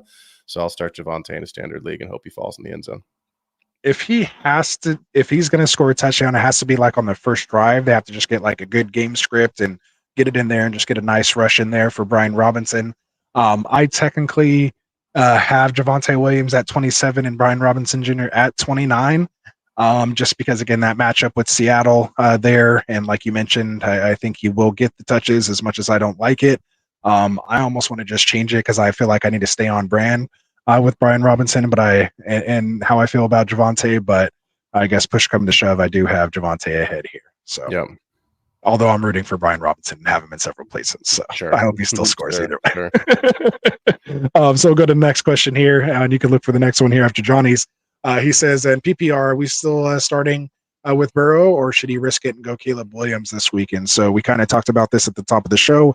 Missing T. Higgins, potential pitch count for Jamar Chase. Might have to play Burton and Yoshiva. No tight end really there with Gesicki maybe. But what are you doing here, Burrow or Caleb? I mean, if Chase is there, even on a pitch count, you're playing Burrow.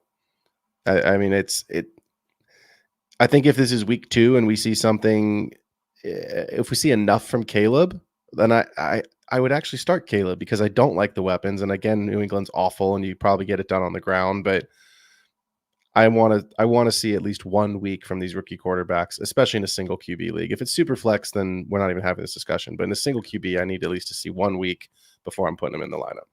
Exactly. Again, I have Williams as my QB 14, so just outside that QB 1, range in a 12-person league. And I did just move Burrow behind Goff, but I still have Burrow as my QB 10. So I'm definitely Burrow over Caleb as well. Yeah. You got another one, or? Yeah, similar vein. What should I expect about DJ Moore this week? I think he's probably the go-to target this week. I like this. I like his week. I like his upside. It's the Titans, so they want to throw a ton. Brian Callahan coming over from Cincinnati as the new head coach. Cincinnati threw the ball at the second highest rate, pass rate over expectation last year. We don't love the running backs. Apparently, they're coming out today even saying that they expect a 50-50 split between Spears and Pollard, but both of them are pass catchers, meaning I think if this game has points in it, it's going to be points through the air. I think Levis should be able to throws a good ball. He may not be the best quarterback, but yeah, I think DJ Moore is going to be good this week. And if there is a touchdown, I think it goes his way. Yeah, and with that said, Keenan Allen is dealing with that heel injury. Obviously, Dunze is the only other target there. Obviously, we like the talent, but again, his first game, still just getting used to being a rookie and all that kind of stuff. I think that he will lean heavily on DJ Moore this week, so I am comfortable starting him as my wide receiver 2, I believe. I have him at wide receiver 20. So yeah, he's kind of right in that middle of that wide receiver 2 range for me this week.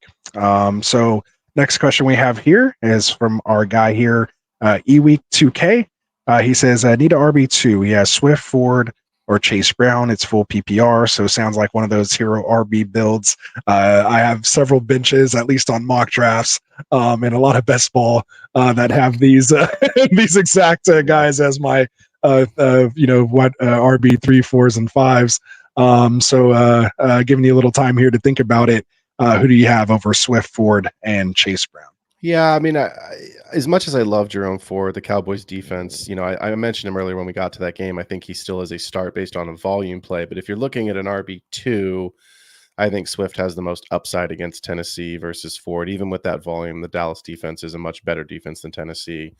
It's close, but I think I would probably play Swift.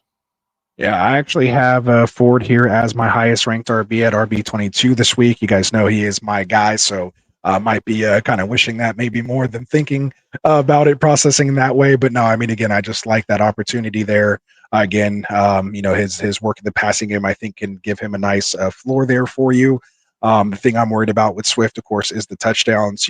Right. We've seen the RB2 behind Swift be the kind of touchdown leader basically every stop he's been in the league. And so they did not trade Khalil Herbert, so he is still there and could be a thing. Again, Rashawn Johnson's also a bigger back as well. And so, he could be used in short yardage and goal line. So we'll see what happens here. But yeah, I go Ford. Not too far behind him, though. I have Swift at my RB 24, so it's not as bad, I guess, as maybe I made it let it out to be. And I actually have a bigger gap between those two guys and Chase Brown, who I do still have as a potential flex option here as my RB 36. But I could easily see myself getting him like ahead of like Brian Robinson and Zamir White here with Higgins being out. But the thing that's keeping Brown down for me, it's New England. So they may not have to be in that passing type situation really. And again, I think it's a little higher Zach Moss game, as you mentioned, who I don't have too much higher than him at 33, but I might tinker with that a little bit as well. So next question, he says flex spot full PPR, Ridley or JSN. Calvin Ridley. He's the one in that offense. JSN is the 2/3. I think if the Bears and Titans are close, they're still going to be. Give me Ridley. Okay, I think I'm Ridley as well.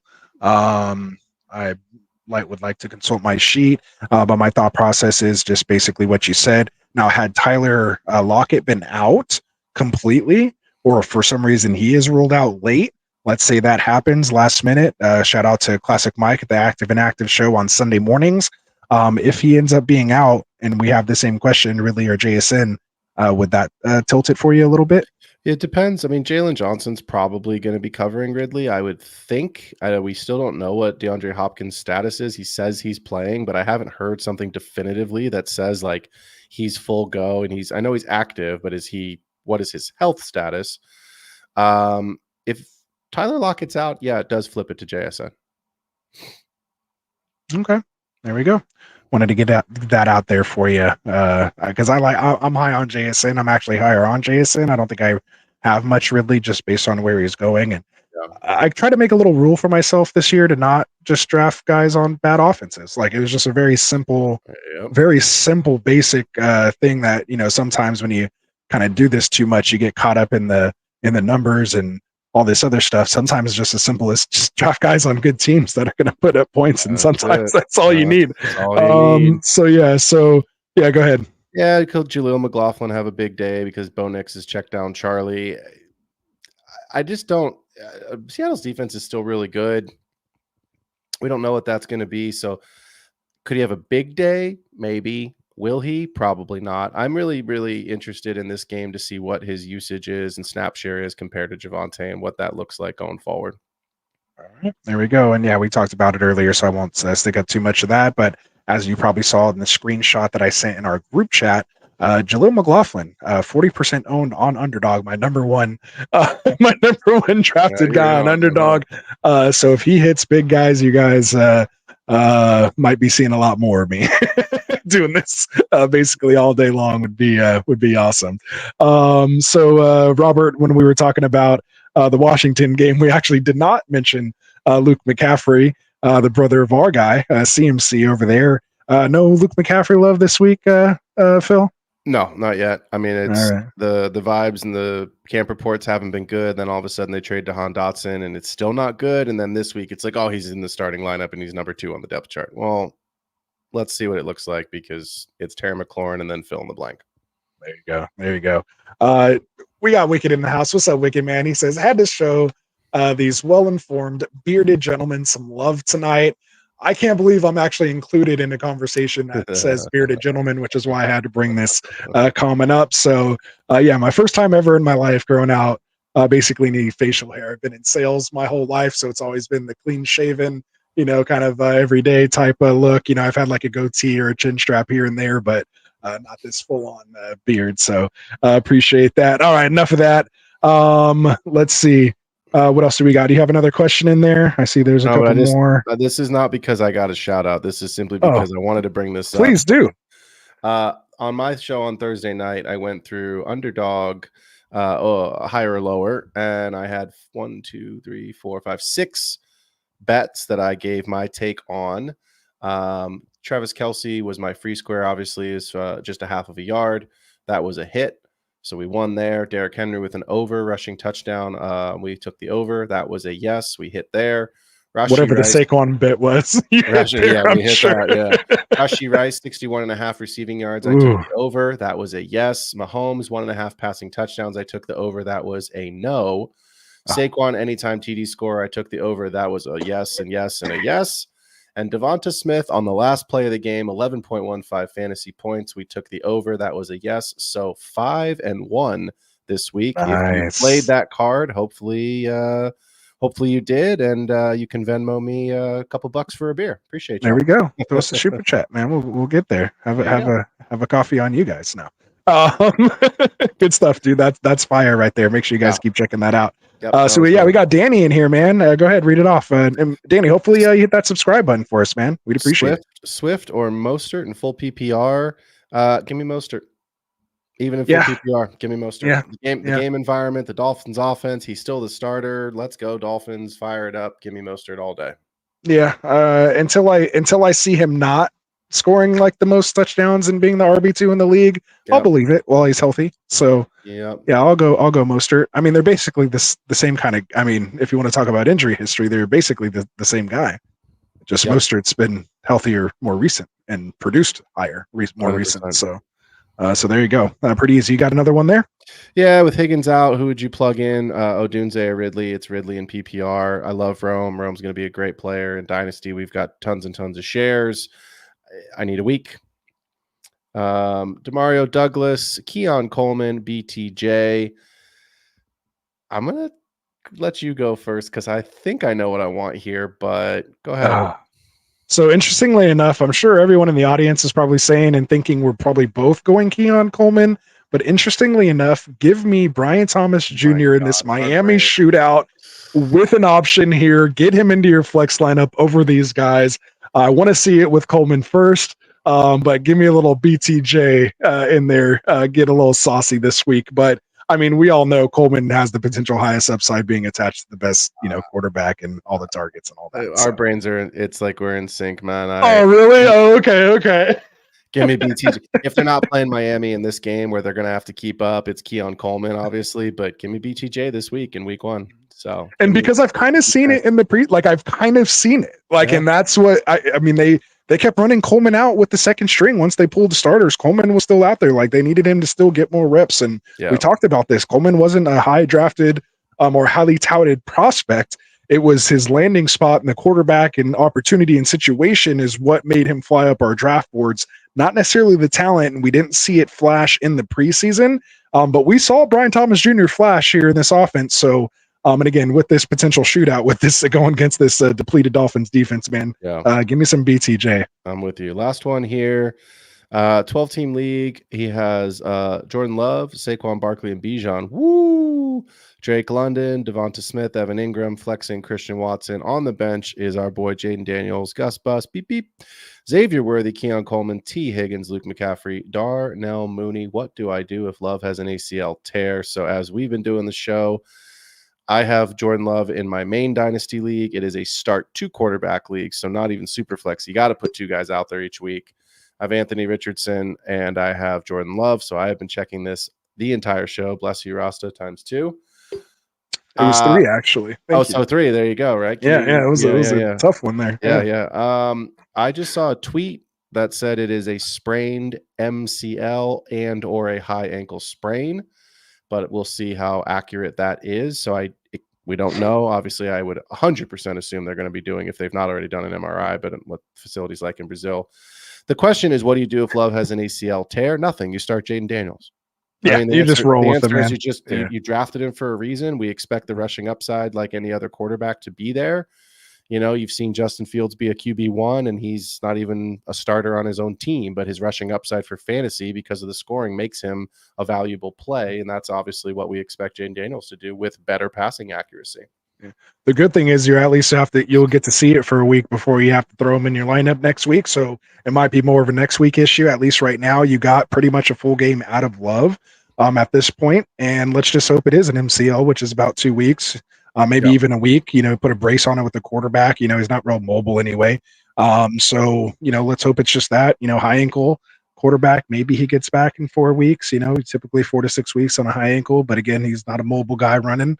The biggest thing with that high ankle at a quarterback, you have to make sure he can protect himself. Right. That's the biggest thing, not trying to get, usage out of his foot. Just you want him to be able to at least be able to move around in the pocket. And this lineup, at least what he's sharing with us here, is there's so much ceiling at your running back position that if you've got a little lower ceiling at the quarterback room, you should still be able to win plenty of games with Saquon, Bijan, Drake London, and Devonta Smith in that group. And apparently the next man in the gold jacket, Xavier Worthy, I think they actually already gave him the gold jacket. I think they did that after the game in the locker room. Man, it's saucy over there, huh? You're defending. I could tell people were coming at you for that take all off season. I got hit up so many DMs today. Like, I told you he was that dude. Like, bro got 3 touches of the football. Can you take a deep scored breath, on 2 of them though? He scored on 2. That's explosive. Right. And I just want to say this. Have you ever heard of a player named Sammy Watkins? Because I'm pretty sure he played for the Chiefs, and I'm pretty sure he had monster week ones for the Chiefs, and he's sitting on the couch. So I'm not saying Xavier Worthy's going to sit on the couch. I like Xavier Worthy. I think he's a good football player. It was evident last night. I'm not ready to put him next to Jamar Chase and Justin Jefferson at the 101, 102 for the wide receivers coming off the board next year because the kid scored 2 touchdowns on 3 touches. Let's just pump the brakes just a smidge, right? Just a bit. Just Take a big, giant. Just be happy that he got that. Right now, he has some value. So if you do have him in Dynasty, maybe you could sell him. We'll get into that, on Wednesday. I feel like the captain of the police squad and Bad Boys 2. Woo-saw. Woo-saw. Yeah, well, I think it was actually Martin Lawrence is who was doing that, right? Well, I think they're all doing it at some point. Yeah, at the end point. Yeah, I think everyone was doing it. Yeah, they're saying you got to go woo-saw something. Yeah, yeah. Good stuff. Yeah. Man, that ages us, especially if you're talking about I'm sure you're talking about that's the original Bad Boys. Like that's not even was that Bad Boys 2? Oh, Bad Boys 2. That was Bad Boys 2. But the OG Bad Boys is anyway. Even older, right? So even anyway, older. just aging ourselves here a bit. Sorry, guys. Wicked said he loves the controversy. Let's go, Rasta. So there we go. Yeah, we're not going to always disagree over here, although it is going to be interesting because Phil and I do think a lot alike. So whereas Classic and I were usually kind of on 2 sides of the coin, which makes it interesting. So when you and I do disagree, it's always a good little conversation that we have. So I'm looking forward to it here this year. So last news, and we didn't talk about this actually at the top of the show as far as updates from Wednesday. The big thing lingering here, and make sure you guys tune in on Sunday to Classic's active and active list. This is going to be one of those big news items. Is Russell Wilson going to be active dealing with the a calf issue that he's dealing with right now? So are we picking up Fields right now just to see? Maybe this is something that Peanut Butter here. Do you go pick up Fields in this situation if Love is out? Let me make this very, very clear. Okay, and Kendall's not here tonight, so I'm going to say something about him really quickly in a positive way. I have never seen a man plant a flag as hard as I have seen him plant something on Anthony Richardson. This dude is in on Richardson. I think you have to call your shot and be very confident if you're going to go pick up Justin Fields off the waiver wire, because that means you're dropping someone. And whoever you're dropping in week 1 is still a player that you drafted. It's not like this is someone you picked up off the waiver wire you can drop later. If you drafted TJ Hawkinson and forgot to move him into your IR spot and you have a free square, sure. But no, this offense doesn't project well. It's Arthur Smith. They don't have a ton of weapons. He's terrible, but it's still like a top 12 QB. I know. It's not. Just last year. I like Atlanta's defense, and Atlanta's at home. No. Yeah, that defense stay is away. a little better this year. Yeah, stay away. But maybe more specifically for Peanut, if we do get news by the time waivers run, and that's who's out there, maybe you take a flyer on him. Let's say someone like, Cousins. I mean, was he drafted a lot in 1 QB leagues, you think? Maybe someone like Cousins might be on the wire. Like, would you take Cousins or Fields, like the upside with Fields, or would you take a more potentially solid, safer QB in Cousins Cousins type? So here's the question. Cousins is the starter. What if Russell Wilson is fine and all of a sudden next week it's like, oh, the calf's good to go? He's still the starter. He's getting his job right back. Okay. I mean, Justin Fields has to set the world. Put it this way. I believe the only way, if Justin Fields is a starter because Russ is out, I believe the only way he is the starter next week in week 2 is if Russ is hurt or if they just straight up go win the football game. And I don't think they're going to win the game. I think Atlanta's going to win that game. There you go. All right. You heard it here. There it is. All right. Well, good stuff there, man. I forgot the other scrolling banner across the bottom. You guys can get a few minutes of that while we do this here, man. But Phil, again, I appreciate you, man, for coming out here with us tonight. Of course, that live Q&A section was brought to us by our boys over at TrophySmack.com. So if you are looking to celebrate your fantasy football championship with, a ring or a belt, a chain, one of those Kirk Cousins chains, or just a regular old trophy that's all customizable, make sure you guys go check out the link down in the description to TrophySmack.com. Check out all the different customizable options that they have and take your league to the next level. And when you do, make sure you use that promo code GetRight. and it'll help support the channel, man. Get yourself another one of these. Again, make sure you're hitting that subscribe button for us as well, so we can get closer to that 2,000 subscriber mark. So again, we appreciate all you guys doing that there.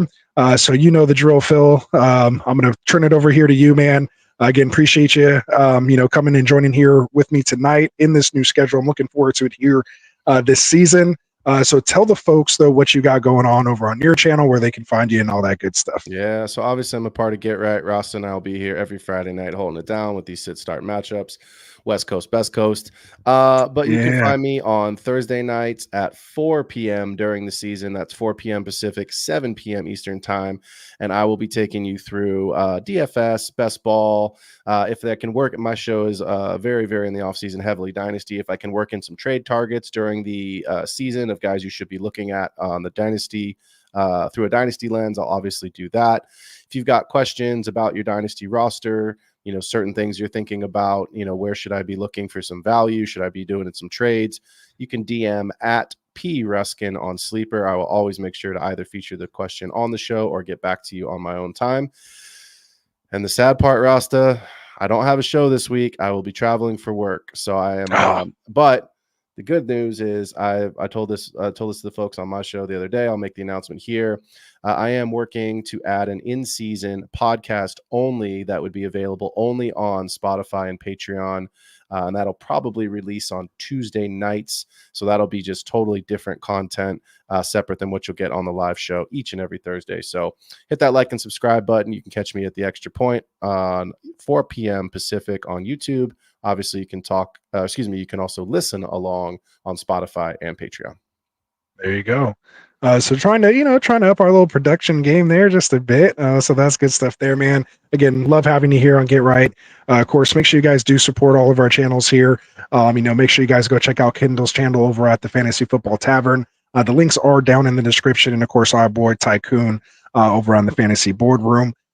So yeah, other than that, man, you ready to call it a show? I think we're right at that hour 38 mark again from the last time. So we'll try to button it up, but man, that was a good show. I enjoyed it. A good one. I'm going to be up for like 16 more hours until they release a Jordan Love update because I need to know what's going on. I know what's going on. Start sending offers out, right? Here we go. Seriously. Fantasy is upon us, man. We got a little bit of everything, man. So here we go. All right, guys, from all of us over here at Get Right, man, hopefully you guys had a good first 2 days. Hopefully you weren't playing against Saquon and you had Saquon in your matchups here tonight.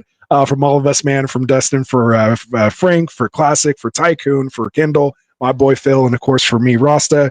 Hope you guys enjoy your Friday night. We will be back here on Monday with our overreaction, give out some game balls, and of course go over our top waiver wire targets. So we'll look forward to seeing you then. Having a good night. Enjoy. Marking nothing, but I tune in every Friday. Strategies provided, I will lock in every way. So go